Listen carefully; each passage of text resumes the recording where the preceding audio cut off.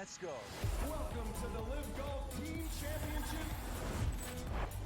The golf has been mesmerizing. They are the Live Golf Team Champions. Team golf is back. Oh, yes! Are you ready? Let's go!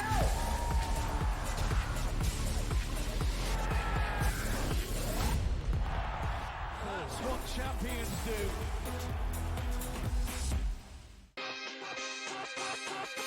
What is the ceiling for this kid? Now that he's got the money, and we saw something click with him, what is the ceiling for a Jordan Love in this Green Bay team? Deepest pass target group in the National Football League. 2 stud tight ends. They're legit 5 deep at receiver, 7 bona fide pass target deals. Come on, man. This guy could be a stud. Top 5 quarterback. Game time decisions. Only on SportsGrid.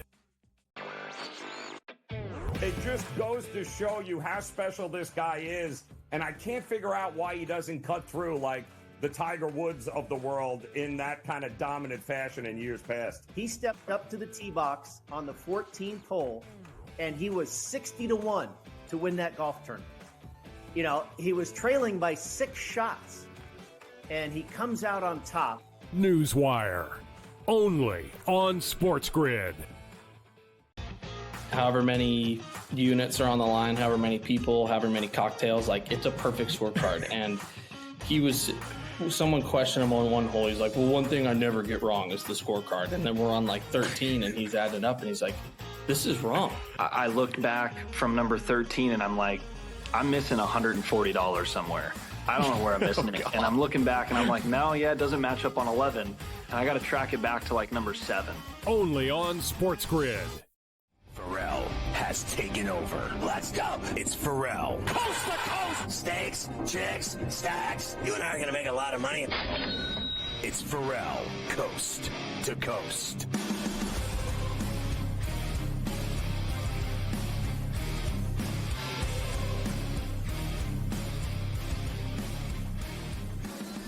Always good to hook up with Sean Pendergast from 610 AM Sports Talk in Houston in H-Town. He does the morning drive show, and you can follow him on X at Sean T. Pendergast, Pendergasd on X. And it's good to get him back on Coast to Coast. He was just at Texans camp. We'll talk about them in a second. I want to start with the Astros because they're on fire. They've won 6 in a row.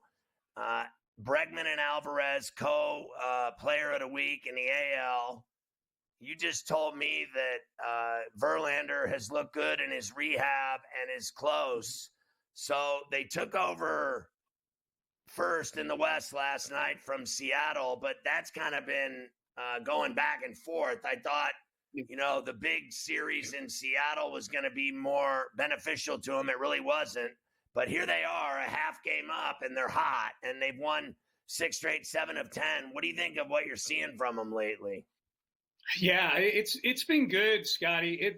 They went through a little bit of a lull with the bats, a week or so ago. They actually play much, much better, this team, on the road than they do at home. And that goes all the way back to the end of last year when they were in that dogfight for the division, and it looked like, boy, the schedule was real favorable. They had the A's and the Royals, a whole bunch of games at home. And they went like 2-9 on a homestand down the stretch. For whatever reason, this team plays better on the road, and they play up to and down to the level of their competition this year. Some of the series of late that they've actually had a lot of success. They won a series against the Dodgers. They swept the Orioles, about 6 weeks ago. They've beaten a bunch of teams that would be in the play. They swept the Red Sox in Boston this weekend and tamed the hottest offense in baseball. So it's not record-wise, it's not where the Astros are used to being, but you can see kind of you can still see somewhere in there the team that has made it to 7 straight ALCSs. And a lot of the things they were dealing with early in the year were injuries to the pitching staff. And they've just had some huge performances over the last couple months from some of the young pitchers. Hunter Brown in particular has really been like an ace over the last couple of months. And now you start to see Spencer Arrighetti putting some good starts together. Ronel Blanco's done some good things. They're going to get Verlander back here pretty soon. He's obviously an older guy, but And then we'll see with Kikuchi gets his third start tonight. So it's come together in a very strange way for them. But as you talked about, I was listening to you guys in the previous segment, it's still the old guard of Altuve and Bregman and Yordan that getting it done with the bats that are ultimately going to be what probably carries this team. What's the deal with Tucker? Man, I wish we knew that the Astros are this era of Astros baseball. Of all the teams that I've not only covered but rooted for, might be the most dodgy and kind of dishonest when it comes to sharing information on injuries. We've been given a roller coaster ride with this Tucker thing, with this foul ball off the shin, which I was at that game sitting in the second row about 10 feet from where it happened. And he actually tried to stay in that game in June 3rd. And now here we are. We're coming up on September soon, and he's still out. So that injury's obviously been pretty serious. We got kind of our first glimpse, I guess, at what the truth might look like yesterday, because some video surfaced of him working out in the outfield in Tampa before the game between the Astros and the Rays. He's obviously on the injured list, but he's traveling with the team again. And he still looks like he's limping around on that thing. So I don't think if we see Tucker this year, at this point, it certainly won't be until September because he's still limping around. And even once he gets fully healthy, he's going to have to go do some rehab baseball in Sugar Land or Corpus Christi with a minor league affiliate. So that's a big one. Verlander and Tucker, it's like you're getting back a quasi ace and an MVP candidate if they're both able to come back healthy. You talked about some of the big games they've won against good teams, and this streak started when they won the series against the Rangers at Globe in Arlington. Then they went to Fenway, as you mentioned, and swept. Now you're in the Trop down in Tampa. You're seeing this kid Caminero tonight, and Kikuchi's going tonight. And then I think they wrap it up there tomorrow. Then they go back to Minute Maid, and they have the lowly White Sox who kicked the Yankees' ass last night. But you got the lowly White Sox who you should crush. And then you got Boston again in Houston. Do you feel, as I told you before, like on this show, I've been riding the Astros for 2 months that they're going to win the West. I said over and over on this show, they're the best team. They're the best team in the division. They're one of the best teams in baseball. When they get their act together, they're gonna win that division.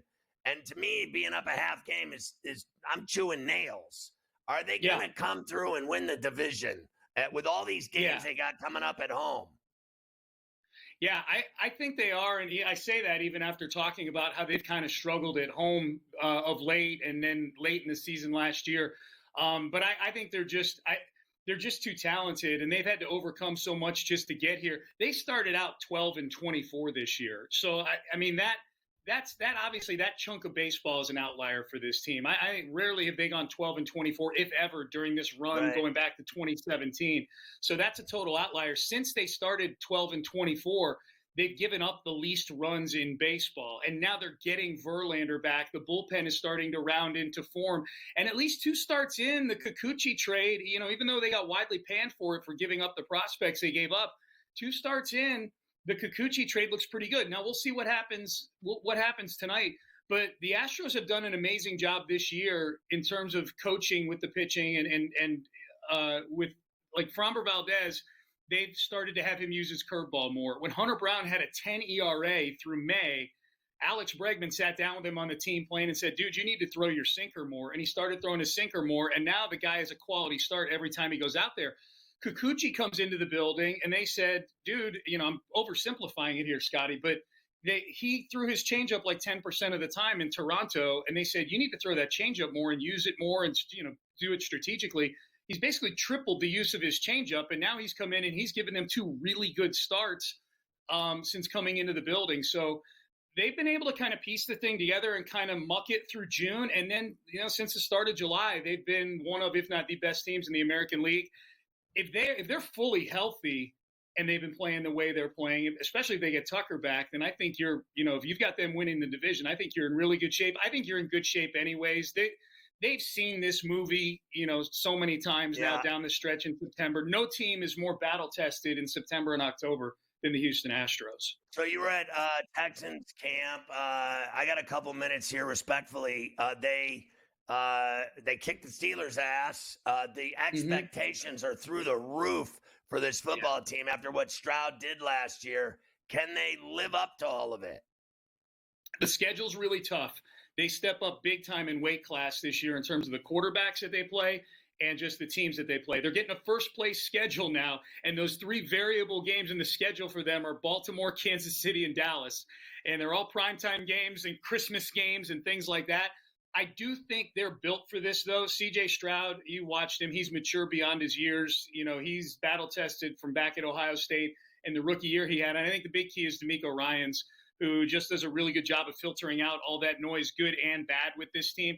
And even though they play a harder schedule, they've made major upgrades on offense with Stephon Diggs, who has fit in incredibly. He's been their best offensive player in training camp. I've been to every practice so far other than the 3 they had in Ohio last week. He's been their best player offensively, and Danielle Hunter has been an absolute monster defensively for them, both in practice and in that Steelers game on Friday. So they've put a roster together that is absolutely up for this challenge, no question about it. Yeah, I watched the game. As you know, I'm a Steeler fan. I watched the game. I wanted to puke. I mean, I thought the Texans pushed him around. I mean, they roughed up Fields. They, he fumbled a couple snaps. I thought Houston, didn't care about the preseason. Meanwhile, I thought they looked fantastic. I will tell you, I don't trust Steph Diggs. I think he's cancer waiting to happen. He's going to snap at some point. A leopard doesn't change his spots. I worry about him. He's fantastic, great player. But once he's not happy, he turns into a jerk. I hope he doesn't ruin that team. Sean, always good to have you on Coast to Coast, my man.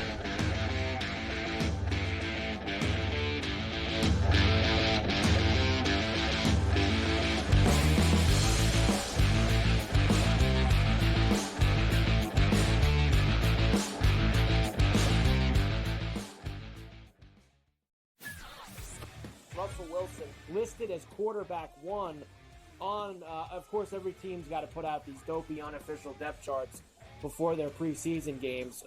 Wilson listed as 1, but Fields is going to start the preseason opener against the Texans. I still think they're going to start Wilson, but, if they start Fields, so be it. I'm not going to lose any sleep over it. I know this. I think they're both talented. Ferrall Coast to Coast, only on SportsGrid. What is the ceiling for this kid? Now that he's got the money, and we saw something click with him, what is the ceiling for a Jordan Love in this Green Bay team? Deepest pass target group in the National Football League. 2 stud tight ends. They're a legit 5 deep at receivers. 7 bona fide pass target deals. Come on, man. This guy could be a stud. Top 5 quarterback. Game time decisions, only on SportsGrid.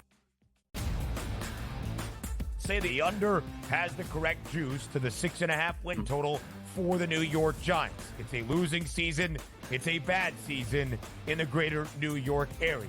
Is Brian Daboll and is Joe Shane back next year? As a Giants fan, what are you looking forward to? Absolutely nothing. You're hoping like the Yankees make a long enough run so you can forget about the Giants. The early line, only on SportsGrid. Let's go. Welcome to the Live Golf Team Championship. The golf has been mesmerizing. They are the Live Golf Team Champions. Team golf is back. Oh, yes! Are you ready? Let's go!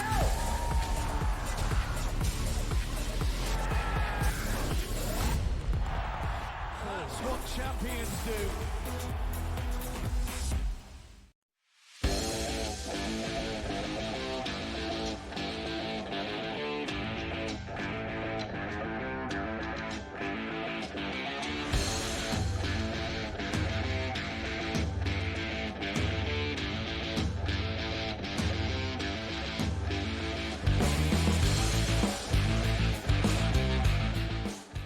All right, Mike, let's hit all these baseball games tonight. There's a lot of money to be made. And then later this hour, the tater time with sea salt. There certainly is. And yes, Sean's going to be shouldn't be surprised when things change with Stephon Diggs down the road. They will eventually I'm telling go you, bad. right, At some point, they will go snapped. bad. at some point, it's always roses at the beginning. And then eventually the relationship deteriorates. So we'll see how it goes. He just starts for him screaming down at the people. now. I mean, he loses his mind. Right.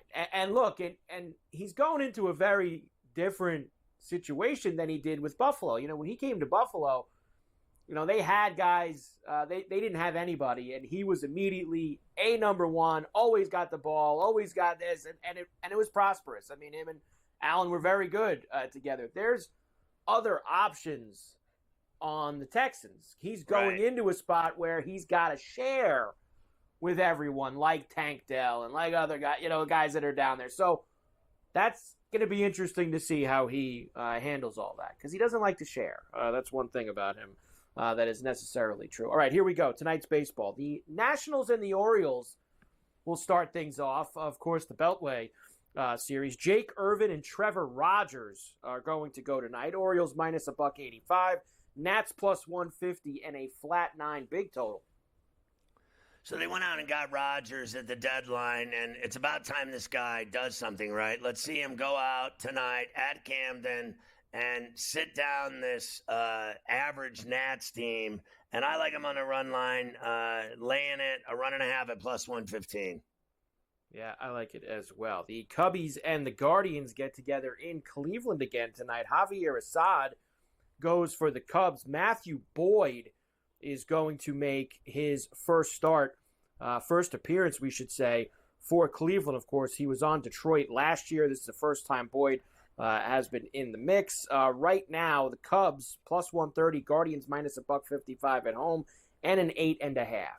How in God's name are they favored by that much juice with a guy that hasn't pitched in a year? I'll take Assad and the Cubs at plus 130. Yeah, I'm with you. I know they took a while for them to announce who was going to pitch today, and now that's going to be Boyd. It does change some things, that's for sure. The Fish head to Philadelphia. Marlins and the Phillies will be down there. Taijuan Walker for Philly. It'll be Valente Balazzo for the Fish. Right now, Phillies heavy lumber minus 200, plus $165 for Miami, and a flat 9. I just take Walker and the Phillies on the run line here. It's minus 110. I think they'll kill him.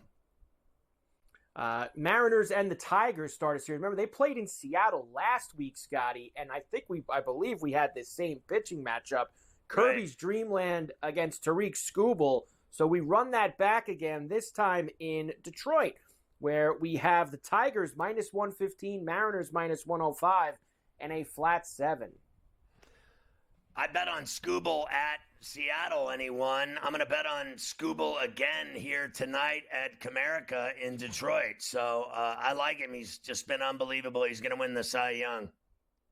A lot of gas cans tonight. That game is not one of them. The Seattle-Detroit game. That is not a game that will be going after anybody to hit some long balls. The Cardinals and the Reds in Cincinnati. Eric Fetty and Hunter Green will go tonight in that one. Minus 135 for the Reds, plus $115 for the Cardinals, and an 8.5. I think this is easy with Green. He's really come into form.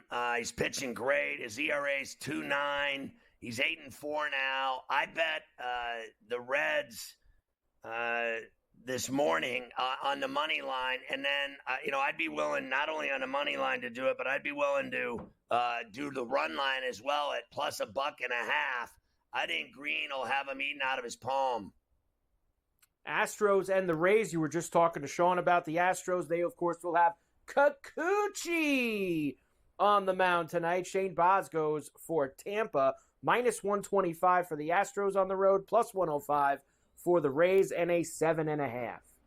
I mean, they stomped them last night 6-1. They're going to do it again. I like them on the run line at plus 130. I like Kikuchi to win the game. I like them to win their 7th straight. And I do like the kid coming up for the Rays to hit a home run. Why not? But Kikuchi's been pretty good. You heard Sean Pendergast talk about 2 straight good starts. He'll make it 3 tonight at the Trop.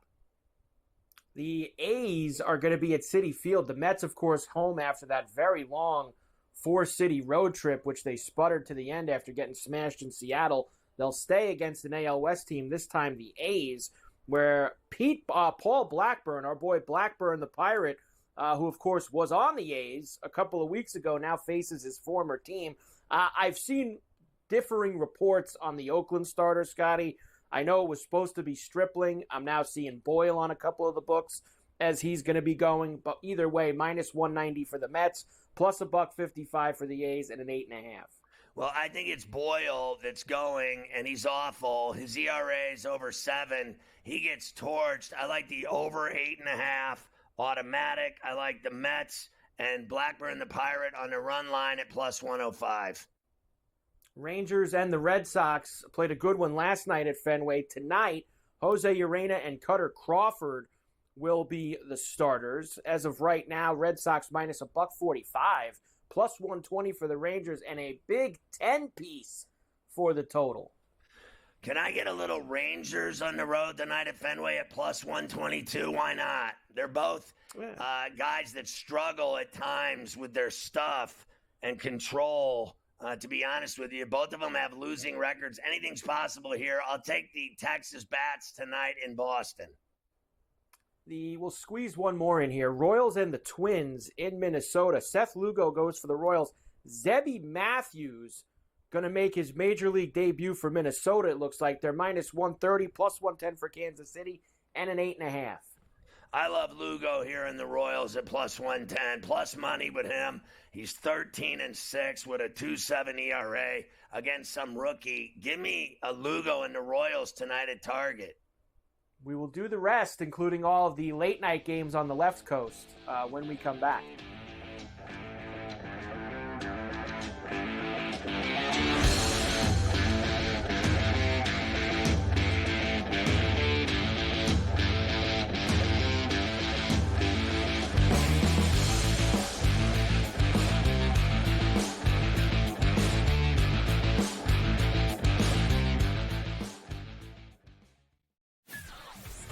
Russell Wilson listed as quarterback 1 on, of course, every team's got to put out these dopey unofficial depth charts before their preseason games.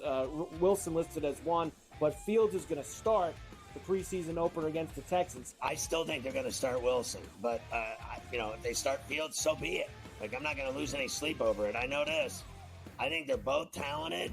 Ferrall Coast to Coast, only on SportsGrid. What is the ceiling for this kid? Now that he's got the money, and we saw something click with him, what is the ceiling for a Jordan Love in this Green Bay team? Deepest pass target group in the National Football League. 2 stud tight ends. They're legit 5 deep at receiver. 7 bona fide pass target deals. Come on, man. This guy could be a stud. Top 5 quarterback. Game time decisions, only on SportsGrid. Say the under has the correct juice to the 6.5 win total for the New York Giants. It's a losing season. It's a bad season in the greater New York area. Is Brian Daboll and is Joe Shane back next year? As a Giants fan, what are you looking forward to? Absolutely nothing. You're hoping like the Yankees make a long enough run so you can forget about the Giants. The early line, only on SportsGrid. Let's go. Welcome to the Live Golf Team Championship. The golf has been mesmerizing. They are the Live Golf Team Champions. Team golf is back. Oh, yes! Are you ready? Let's go!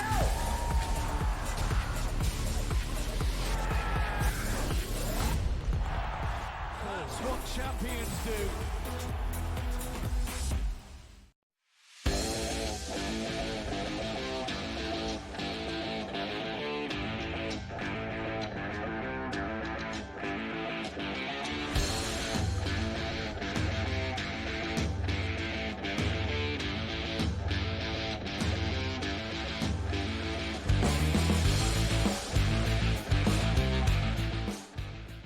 Before we hit these remaining games, Carver High, how did the Long Island Ducks draft go last night? Pretty good, I would say. I got pretty much all the kids that I wanted back from my team in the spring. And, yeah, I added some other kids. I got a couple third graders. So, yeah, I think we're I think we're ready to go. Season starts fast. Week they go back to school right after Labor Day, so got to get a couple practices in beforehand. We're gonna try. So wait, they play in the fall. It's like a fall softball league here. This is the spring is the big one. The spring is the bigger league. Not as many kids play in the fall, but we actually have a pretty decent amount. We got enough for 4 teams in her age group, and we're ready to go. It's more at bats.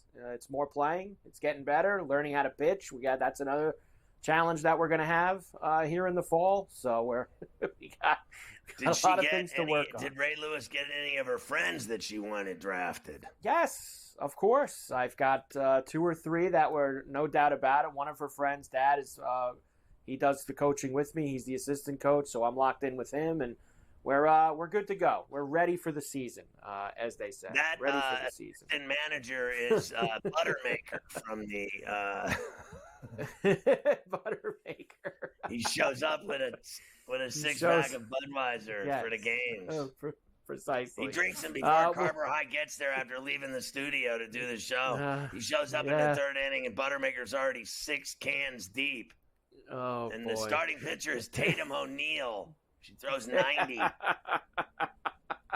Hey, I need to find a couple kids. Hopefully, a couple of these kids are going to be good to get the ball over the plate and pitch. Ringers. Get going here in the fall. Right. Got to have a few in there. Dodgers and the Brewers in Milwaukee. Gavin Stone and Colin Rea is the pitching matchup tonight. Minus 120 for the Dodgers, even money for the Brew Crew, and a flat 9. I mean, this is a great pitching matchup when you think about it. Both of them are phenomenal, but the way the Dodgers won last night, having Betts back, they look invigorated. I'll take them again at minus $120. We've talked a lot about the Yankees today. They are still in Chicago against the White Sox. It will be not so nasty Nestor Cortez against Jonathan Cannon going for the White Sox tonight. Yankees minus 3 Bills, plus 240 for Chicago, and a 9.5. I'm doing what you're doing. Plus 240, White Sox, Cannon, and the over 9. I like that at minus $1.25 as well. Both of these guys, I think, get lit up tonight.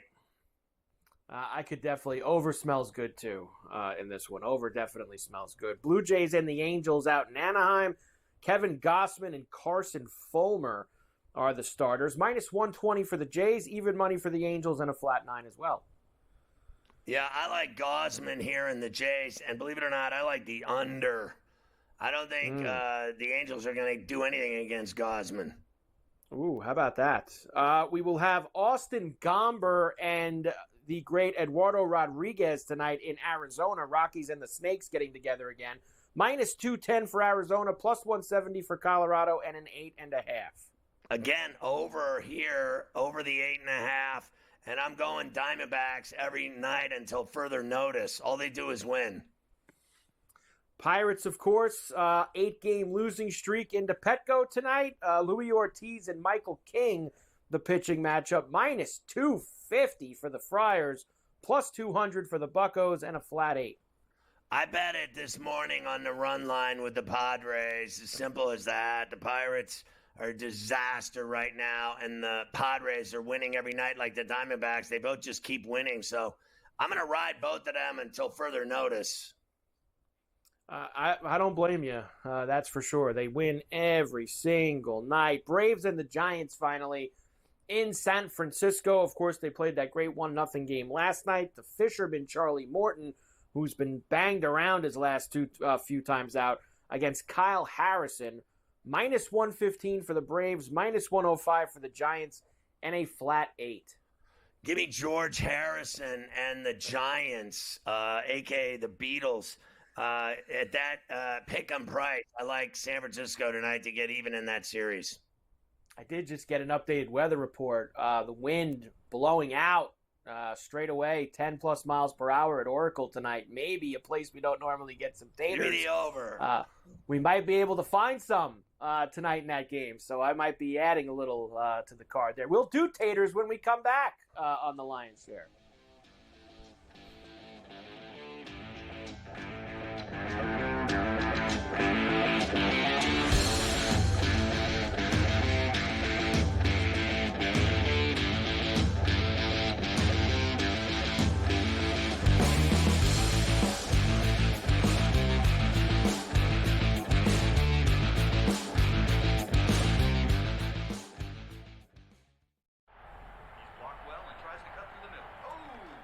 Your gut says Miami is going to win, and you should take the over.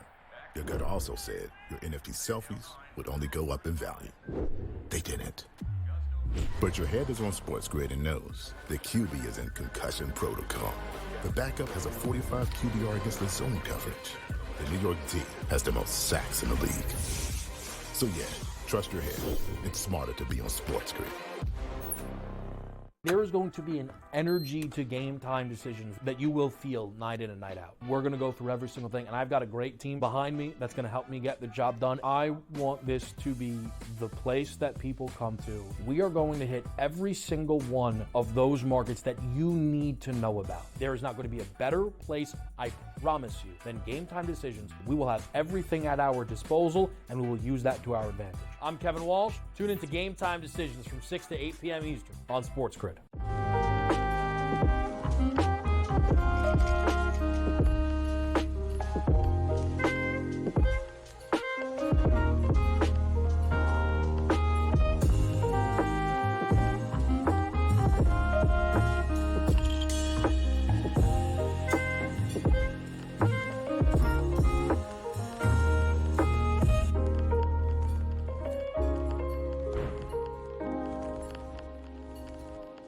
Let's go.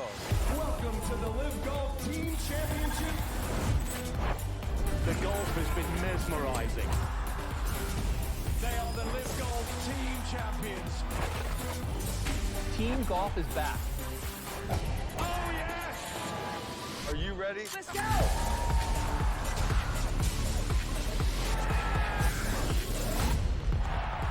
That's what champions do. The brighter the lights, the bigger the stakes. Hunt or be hunted. Know your prey. This is a whole new jungle. This is The Lion's Share. Brought to you by BetMGM. I know that Carver High plays swing for the fences all the time on BetMGM because it's free to play and there's just fantastic prizes that he uses to pair with golf, and then he makes a fortune off of it. You can play it once a day free. As long as you're a BetMGM account holder, you can play swing for the fences. Play as a batter, pick an area of the strike zone, get a single, double, triple, home run, or fly out. And if you get a hit or any of those things happen for you, you're going to get boost tokens, parlay boost tokens, odds boost tokens, single game parlay boost tokens, bonus spins in eligible casino states, and bonus bets if you can even imagine. All rewards expire in 24 hours, so Carver High will get a hit, he'll get a home run, and he'll get a big fat boost token. He'll put it with a tater double tonight, like you double up on the taters like a guy at 6-1, and then you boost it, and Carver High's swimming in cash in his hot tub. That is the hope. That's what we're hoping for when we do those. I think, once again, I'm on a singles run right now for Swing for the Fences. I've had a lot of singles lately. We need to start hitting some in the gap every day when we play that game. We got to start getting, or maybe even one over the wall. Wouldn't be too bad either. I prefer to swing for the lake. Well, that's a swing for the lake. What are you talking river, about? Swing for the lake. Allegheny. There you go. Here you go. We'll swing for the lake. Anyway, here we go. Tater time for tonight, Scotty. Let's go. The Lion's Share brought to you by BetMGM. Good night last night. We had Seager. We had Put Away the Cognac, Get Me the Moniac, and we did pretty good. We will start with one of our favorites. This guy has been very good to us. And like I told you last week when he hit, anytime they're going to give me 4 bills or more for Anthony Santander, I am going to make an effort to get him out of there. 3 home runs in the past week for Santander. Irvin, of course, has allowed 20 home runs this year. Great price for him, too, at plus 450. We start things off with him. Well, of course, we love Santander, and he hits home runs and rings the bell for us left and right. And, of course, they won't give him an extension, so he's angry, which means he's swinging for the fences and trying to put up huge home run totals so he can get paid by someone else in short order. So I'm on Santander almost every game they play. I also wouldn't mind in that game, Scotty, Jackson Holiday tonight with the way that he's been going.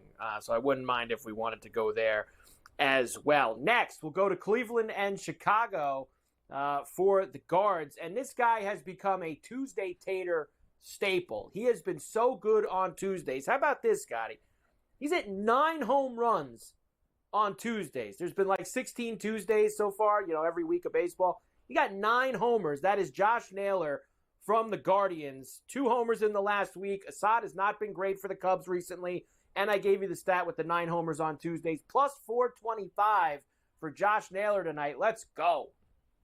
Well, I mean, he hits home runs for us every Tuesday, so why not again tonight? And on the other side, can we get the, Dansby? Can we get Ian Happ? Can we get some Cub bats involved in this and make some money?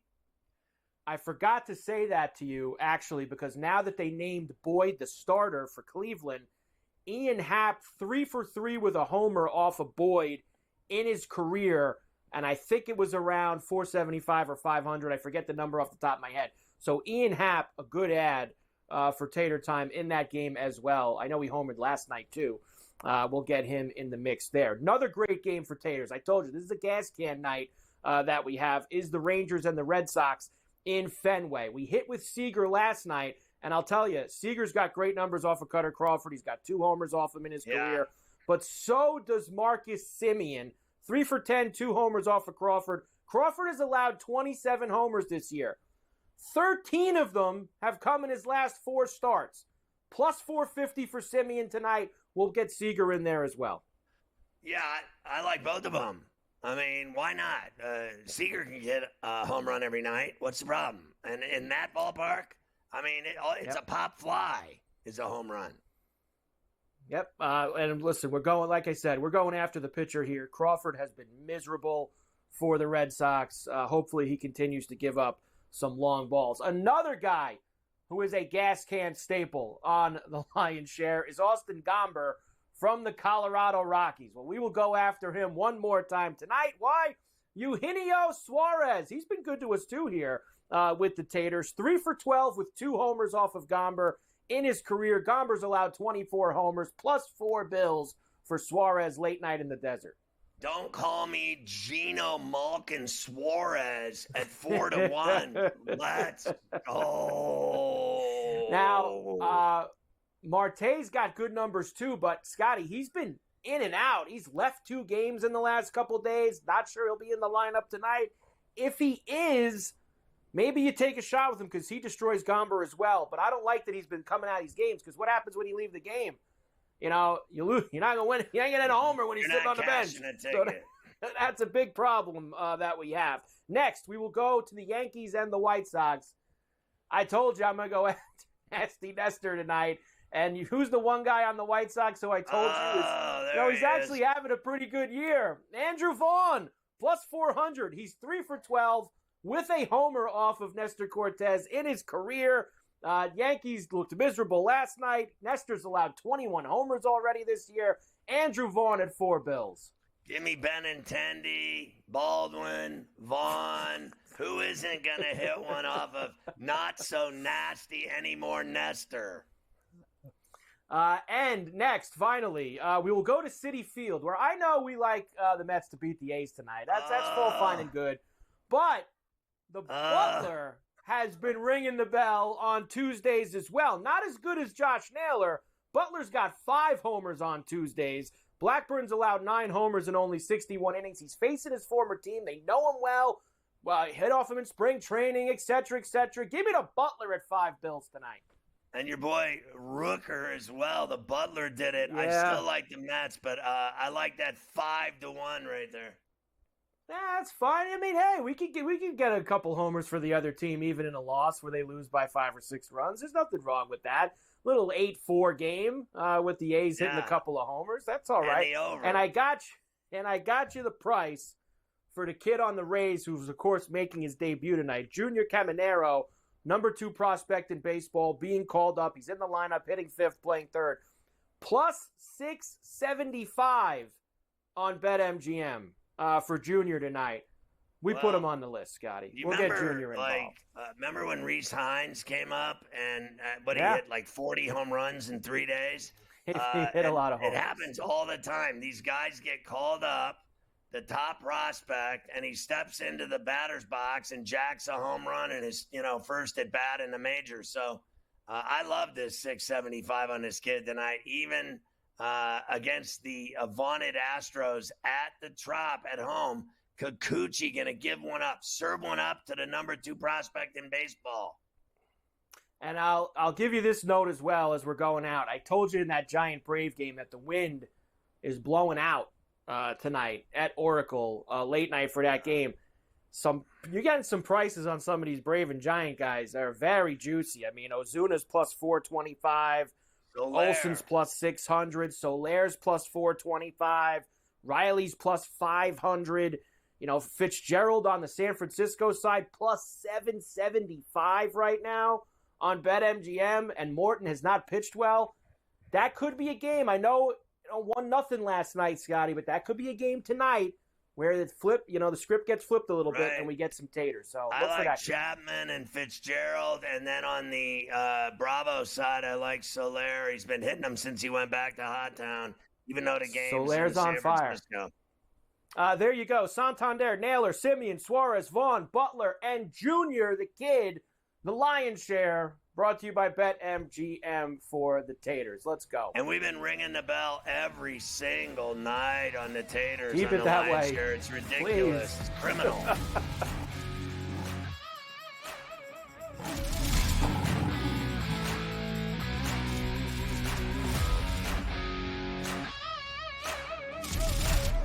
The Lion's Share, presented by BetMGM.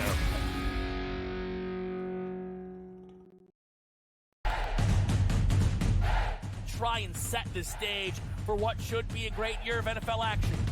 There's a handful of teams that potentially can compete for a Super Bowl championship. Confusion and uncertainty this year more than some in the past. This team looks like it's ready to make a move, but we just don't know if it's bad or good this year. J.J. McCarthy is eventually going to take over, but it's a no-lose situation for them.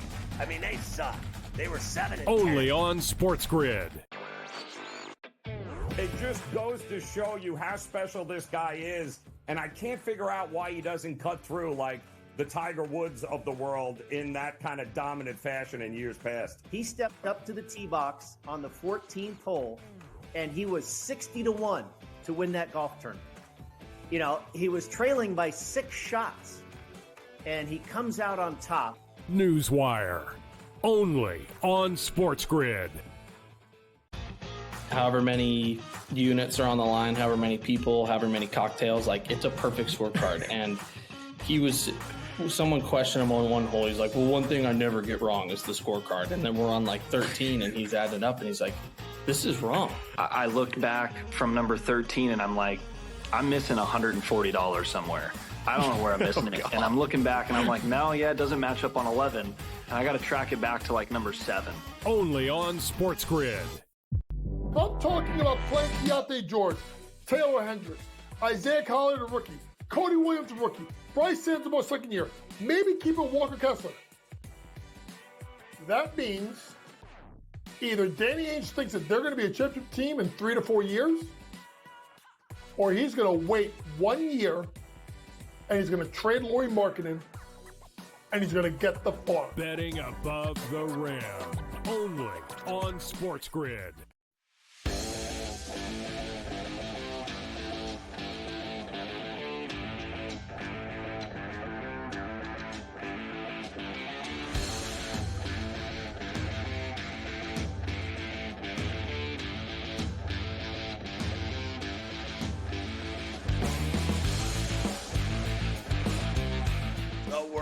Switching gears here and going to the pain day, Skinny.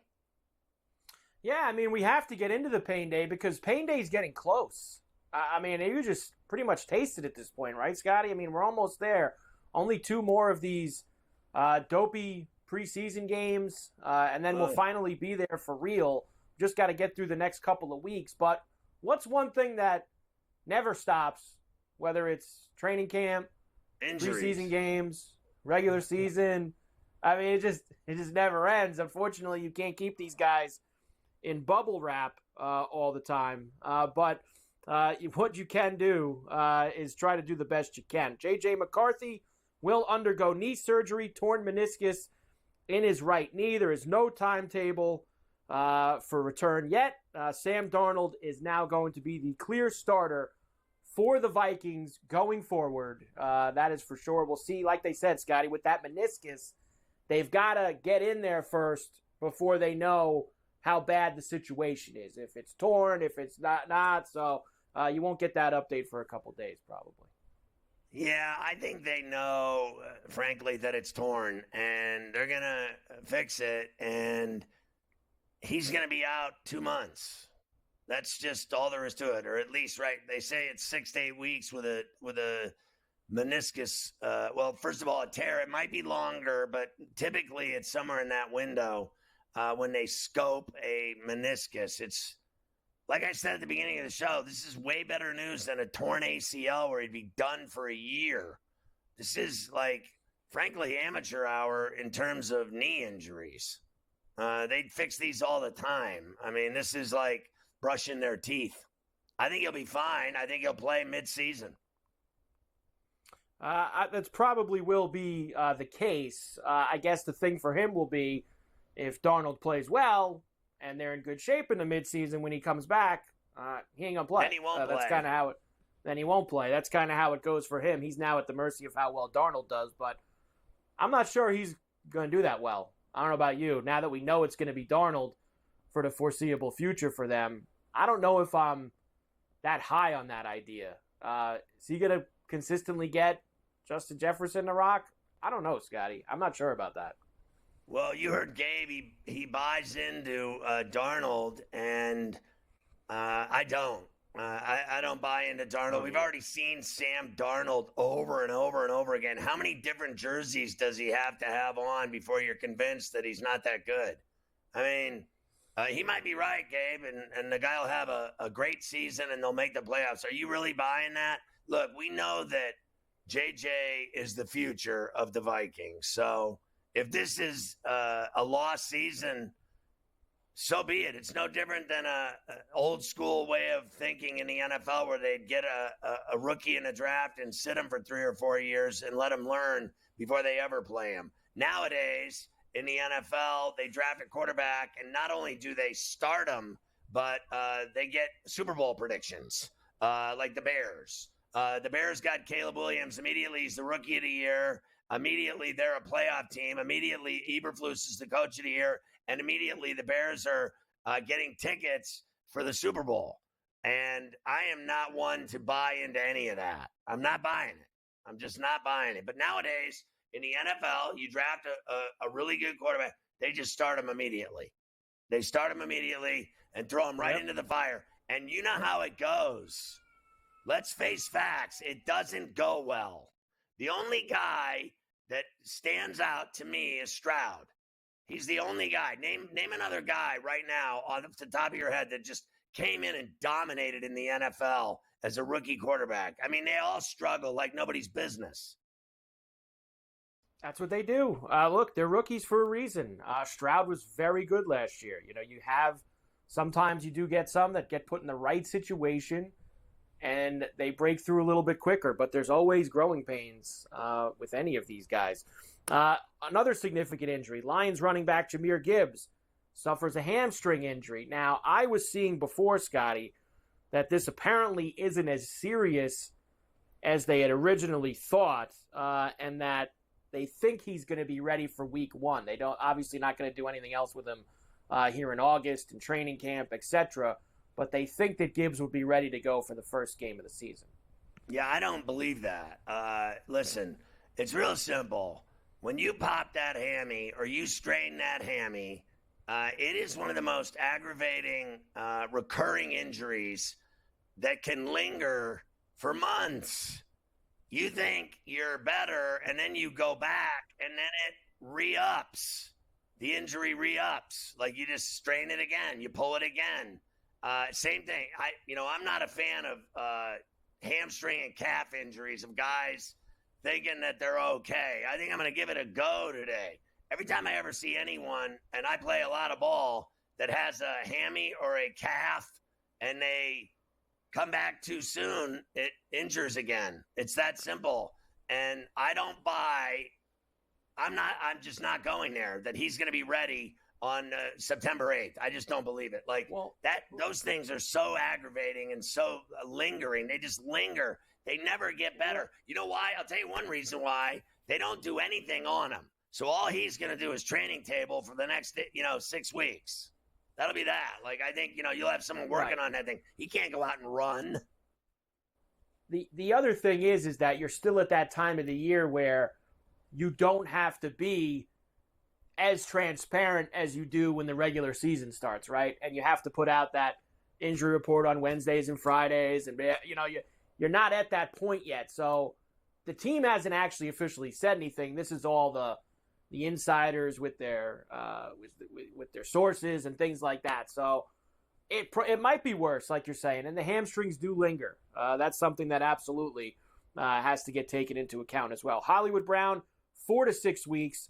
The sternum injury, we talked about that yesterday, so he's going to be gone for a while. I'll give you the Giants' bad news and several other things when we come back as well. Listen, there's another injury I want no part of. When I start hearing about broken clavicles and you have an injured sternum, I just know that just sounds painful and that you're not going to recover quickly. I want no part of that Hollywood Brown injury.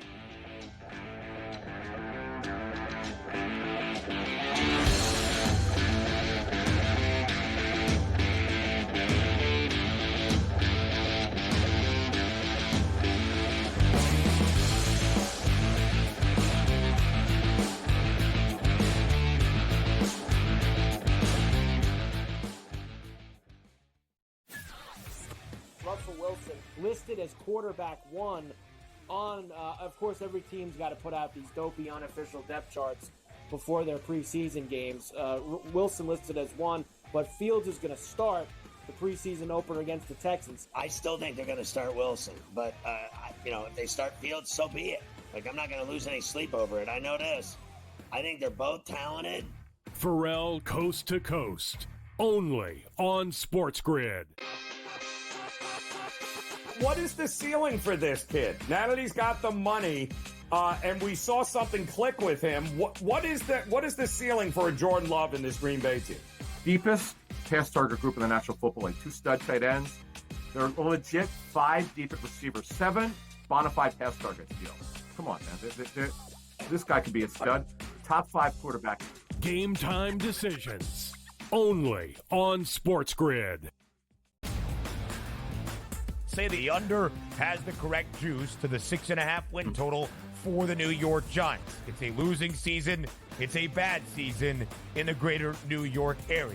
Is Brian Daboll and is Joe Shane back next year? As a Giants fan, what are you looking forward to? Absolutely nothing. You're hoping the Yankees make a long enough run so you can forget about the Giants. The early line, only on SportsGrid. Let's go. Welcome to the Live Golf Team Championship. The golf has been mesmerizing. They are the Live Golf Team Champions. Team golf is back. Oh, yes! Are you ready? Let's go!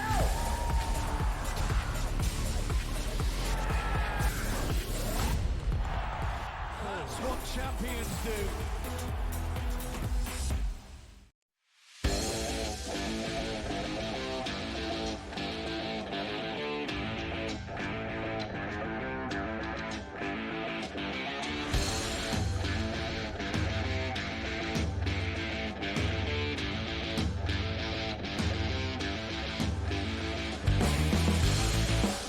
I'll state this, Mike, and speak from experience. So as far as J.J. McCarthy's knee goes, one other thing, my guess is, and not, I'm not Dr. Chow, but I'll tell you what, I think that November sounds about right for me because, I had mine hyperextended. I sprained my meniscus. I didn't tear it.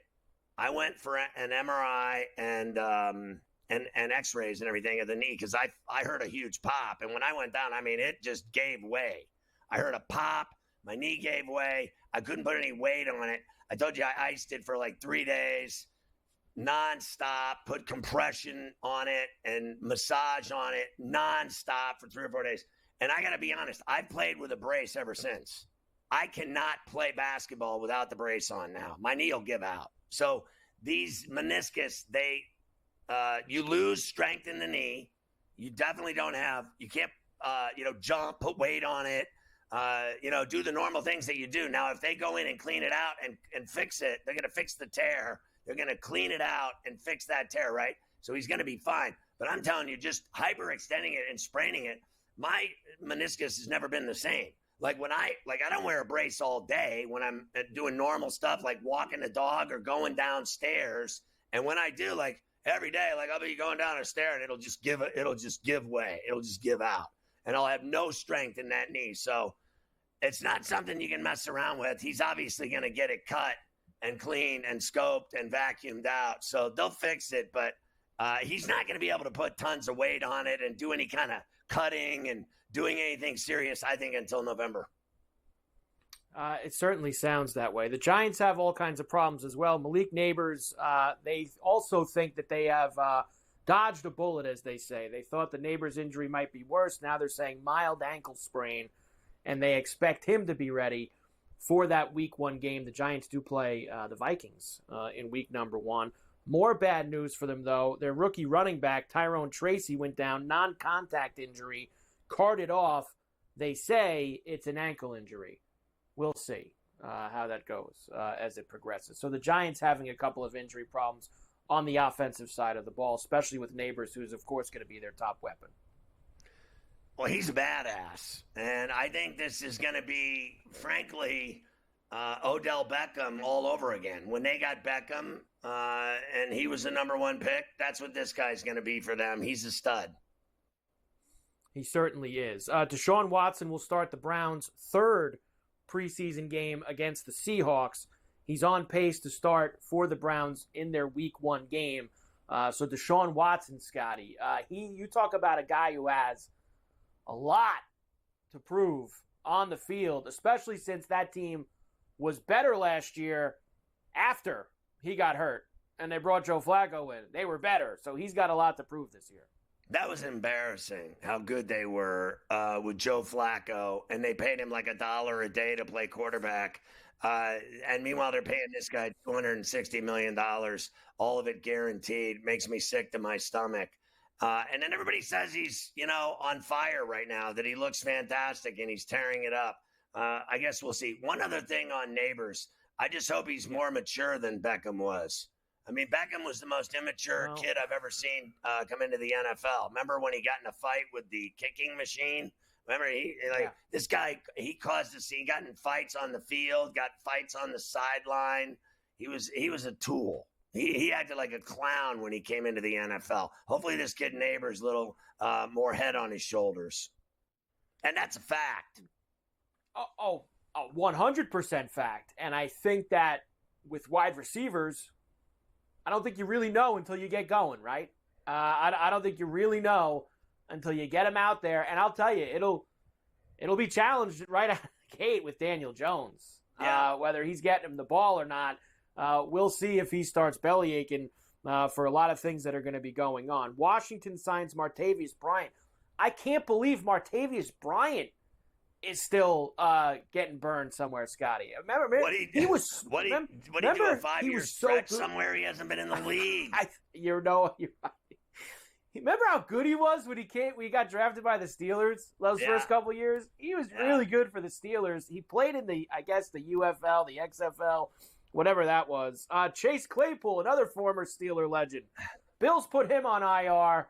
He's finished for the year before it even started. Can you even believe that? And then how about this Mike Hall guy?